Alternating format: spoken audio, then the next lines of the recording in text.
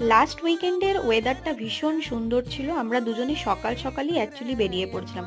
ওই জন্য ব্রেকফাস্ট হিসাবে কি খাবো, তো সোজা কেএফসিতে চলে এসেছিলাম। এটা ডায়মন্ড প্লাজার কেএফসি, তোমরা জানো, যেটা দমদমে আছে। দমদমে যারা থাকো তো অবভিয়াসলি জানো, বা নর্থে যারা থাকো, যে ডায়মন্ড প্লাজা একটা বড় মল, ওখানেই খাচ্ছিলাম। খাওয়ার পরে তারপরে এইরকম ওয়েদারে চা না খেলে তো হয়ই না।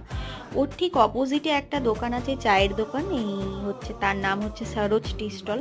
যারা আসো সবাই জানো, ভীষণ ফেমাস, দারুণ চা বানায়। ওই চা খাওয়ার পরে তারপরে আমরা আস্তে আস্তে এগোলাম।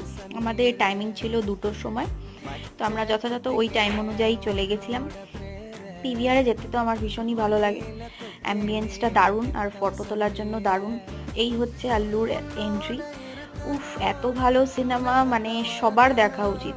একটা মুহূর্ত কেউ চোখ সরাতে পারবে না, এত